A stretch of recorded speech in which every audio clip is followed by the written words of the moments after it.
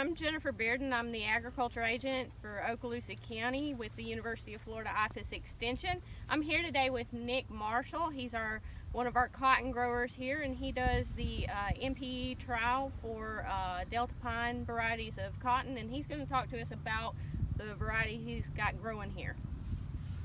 Good morning. This is one of our NPE varieties, 227. It will be a candidate for next year's class. This variety, all four of our varieties were planted on May the 19th this year, a little bit later than usual, but we went through a little bit of a dry spell. So May the 19th, the population on this variety is around 32,000 seed to the acre. All of our cotton varieties we use Vidate for our nematode control. We don't usually put a seed treatment on. We use a Vidate sometimes twice. Nematode population in this field is not too bad, so as you can tell, it's gotten kind of growthy, but it's starting to get to that point. We've got a ton of growth regulator on this cotton. In the past 2 weeks, it's probably had a little over a quart put on it. So but it's getting to the point where we're 2 or 3 nodes from the white flower to the top. So it's looking very good. All the varieties look, as usual with Deltapine, look good. This variety in particular, from what they're saying, could be one of the higher yielders, so I've been very pleased with it so far. All right, Nick, so what about the soil fertility? What kind of fertilization program do you have for this cotton? Yeah, on the fertility end, we usually wait until the cotton is up, because generally here we get a lot of early rains in March, so we wait until the cotton's up, and we use 5-15-30, a homogenized product. And then for nitrogen, we use liquid. We don't use urea. We use liquid. We're out here, and we're in the 120 unit range of nitrogen in this area. We have a lot of leaching, so we have to try to put a little extra than what we think we might need just for that leaching. Very good. What about insect control? Insect control, like I said, we use the Vidate early, and it helps with a little bit of everything, plant bugs, thrips that we may have. From that point on, though, every time we come across this cotton with growth regulator, we'll have a Bidrin or a bifenthrin type product in here every time. It may be a little overkill, but we have good fruit retention, so we're thinking we're probably doing the right thing by having some kind of protection every time we go across the field. My name's Ben Hicks. I'm the technical agronomist with Bayer Crop Science, and we have the fortunate opportunity to be at the Marshall Farm here in Baker, Florida, just up north of Baker a little bit, and I represent DeKalb, Deltapine, and Asgrow, and so we're going to talk a little bit about Deltapine today. So this is a variety. It's a 19R227. It's a Bollgard 3 XtendFlex variety. It is, as you can probably see by the number, an experimental variety, and the Marshalls are part of our NPE program. That stands for New Product Evaluators, and they're part of a group of about 200 cotton growers across the U.S. cotton belt. And so we drag these varieties out of our research program, small plot stuff, breeder plots, and then we bring them out to growers. And so we nominate varieties that go into that NPE program. It's typically 3 to 5 to 6 to 7, depending upon what part of the country you're in. And so the Marshalls have 4 varieties. Out of the, I think, 5 that we're testing in the southeast, they've got 4 of them. And so those NPE growers, they put these plots out in blocks of 20, 25 acres, and they manage that cotton the way they grow cotton. Put it in with some standard varieties. I think they've got some Deltapine 1840 in this field. They got some Deltapine 1646, close to some of the other varieties. So they go through and grow that crop through the year, harvest it. We get together, have a little bit of a conference call, talk about results. We get together and have a little bit of an NPE summit, we call it, and that's where we actually announce what we're going to move forward the next year. So that's kind of what the NPE program is. And again, the Marshall's been part of this program since its inception. Great farmers here in this part of Florida, and we get a lot of really good information from them. So talk a little bit about 19R227. It is a very tall, aggressive growing plant. I think you can see that. We had to pull the sign up a little bit to be able to see it. A little bit heavier here on this end of the field. I think they probably got a little bit of a double dose of fertilizer on the end. When you get a little bit further out, it's a little bit more manageable from a height standpoint. Looking back on the data that we saw with 227, it is a higher yielder than both 1646 and 2038 that we put out last year. The downfall of this variety is it is not bacterial blight resistant. So some of the others that we have in the trial are. This one isn't. Again, a really, really good yielding variety. Looks like it's going to have a place if you're looking for something like high-end yield market, but a little bit of a watch out on that bacterial blight. But we've got enough bacterial blight resistant varieties in the system now that I don't think we're going to overwhelm anything. But again, really looking forward to seeing how this thing develops and grows. Deltapine varieties, when we think about bringing a variety to market, then we kind of want to have one or two things happen. And one of those is that we want to bring a product to the field that has really good yield, has some really good defensive traits in it, or it brings some increased fiber quality. And so, again, talking about this variety being a really good yielder compared to 2038, you know, we also think it brings some good fiber quality to the picture as well. So, again, we want it to be a good yielder. We want it to have good quality. Love for it to have both of those things, but you know, it really needs to have some attribute that we're trying to replace in the marketplace to get to be a product that we move into the commercial bag. And so really looking forward to seeing how this one turns out. All right, so here we are at the second variety here on the Marshall farm as part of the NPE program, and again, this is Deltapine 132 B3XF. And so if you remember or know how we kind of name our cotton varieties, so for an example, Deltapine 2055, 20 was the year that the variety was released, and 55, those last two numbers are kind of the relative maturity that we think. The larger the number, the more full season it is. We try to do a similar thing with our breeding program as well, so our breeders kind of put a number on it. So if you look at this, it's a number of 32, those last two numbers. Probably kind of think about that as a good mid-maturity type variety. So we'll go through the plant mapping process as we go through this NPE season and kind of see where things shake out. But right now it's kind of what we think. You know, everywhere I've looked at 132, I've been fairly impressed with it. It's a pretty tall, robust plant. It's got a lot of bush to it. It is a bacterial blight resistant variety, so it's got some of those native traits in there. Fiber quality looks really good on it. You know, I'm not sure it's going to be the top end as far as the best quality of anything in the marketplace, but it's going to be really, really good. Again, the yield on this variety looks good. Another entry into that bacterial blight resistance that's always important down here in the Gulf Coast area. So again, a really looking cotton variety. It's done really well out here on the Marshall farms. Got a heavy fruit load on it. Beginning to see a little bit of boll rot show up, but that's kind of normal with this kind of canopy cover and the rainfall and the moisture that they've had. So really looks good right now. Anxious to see how it turns out. All right, this is the third variety in the NPE program here at the Marshall farm down here in Baker, and this one's a little bit of a different animal compared to the other two. What I will say about this variety is that it may, if it gets to the point where it gets in a commercial bag, it may be the best fiber quality of a cotton variety on the market. Has exceptional fiber quality. You're probably going to see some 40s and 41s from a staples standpoint. You're going to see some 32s and 33s from a strength standpoint. You're going to see Mike in that mid 4, 4.4, 4.5. Got really, really good uniformity. So it is moderately resistant to bacterial blight. It's resistant to vert wilt. So from a defensive standpoint, it's got some things you really, really like to see. Now, what I will say from the standpoint of yield, it's probably going to be a little bit behind some of the other really high horsepower varieties like 1646, maybe 2038, maybe even a couple of the other NPEs that we've talked about already today. But from the standpoint of fiber quality, it's going to be really, really hard to beat this variety. So I talked about wanting to bring something to the field. We want to bring yield, we want to bring fiber. Ideally, we'd like to bring yield and fiber, but it's really hard to put really high yield and really outstanding fiber on the same plant. It's been done a little bit. 1646 is an example of a variety that brings them both.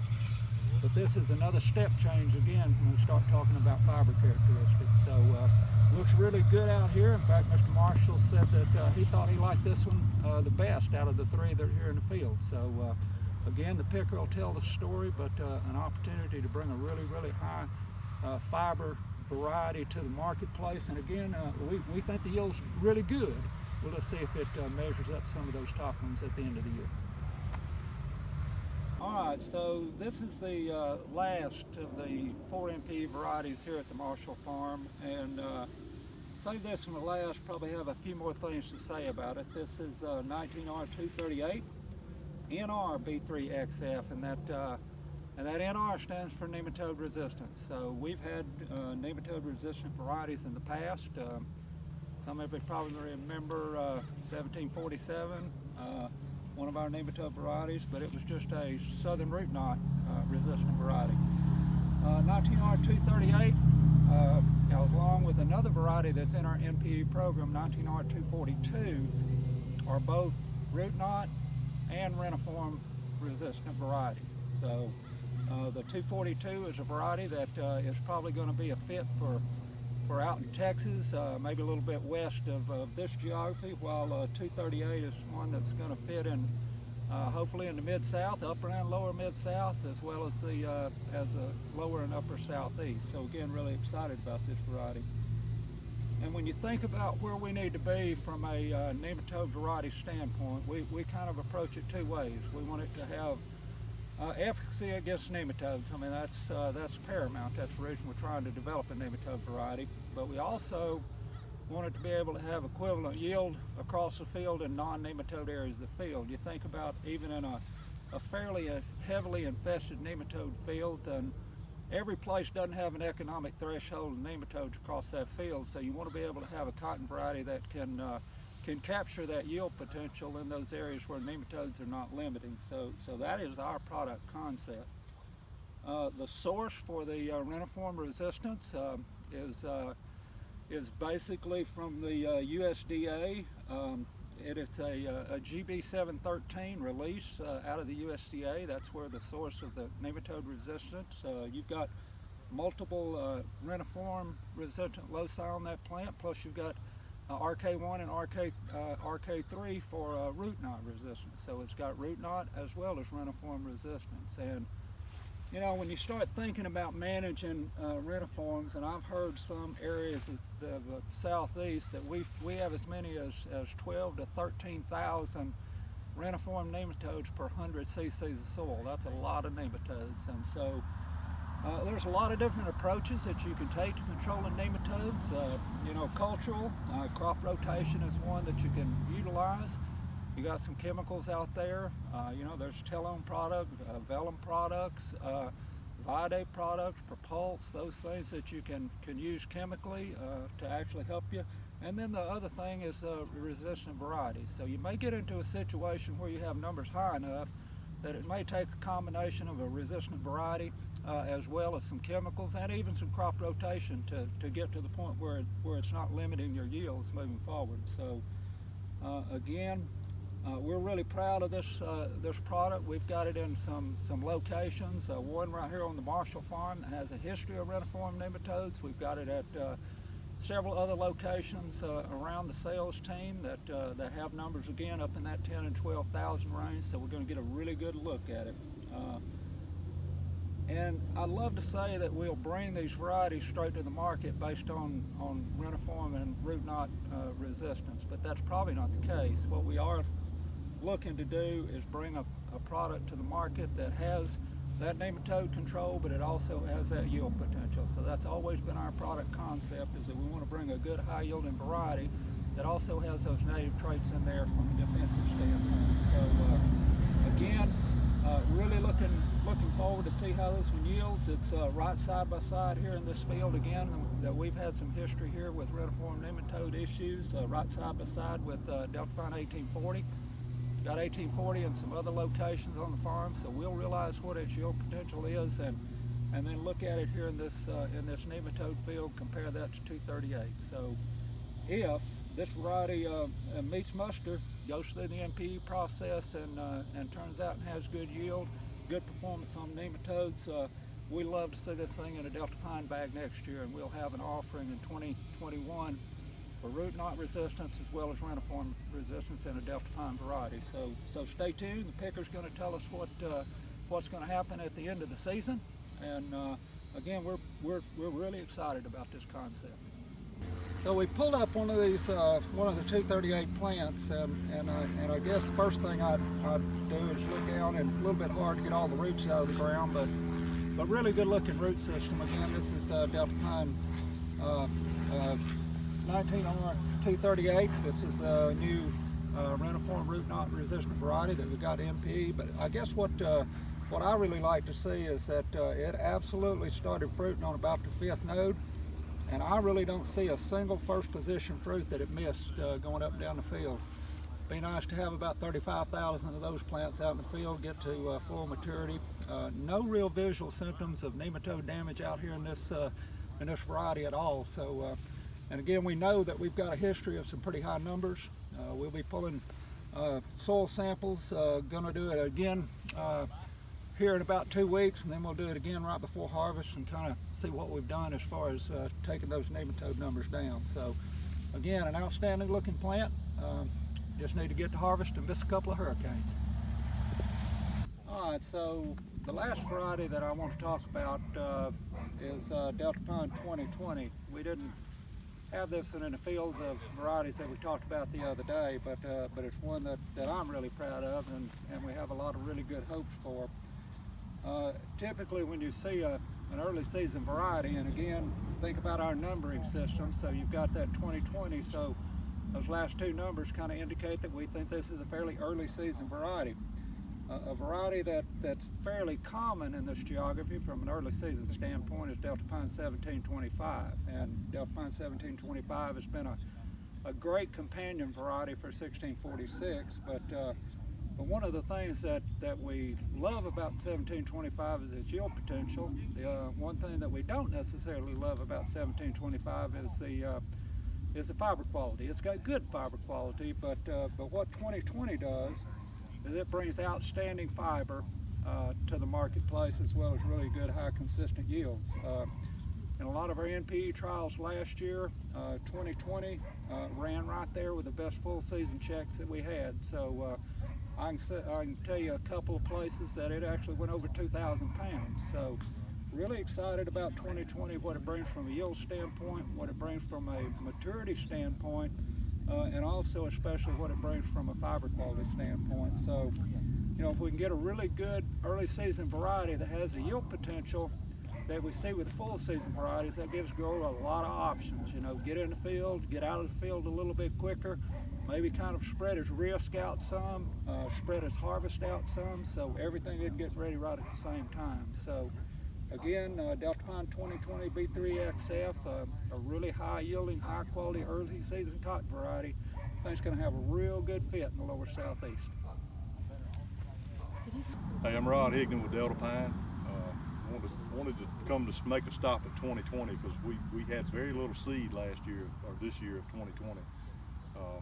But everybody that planted it has absolutely loved the way it grew off, the way it fruited.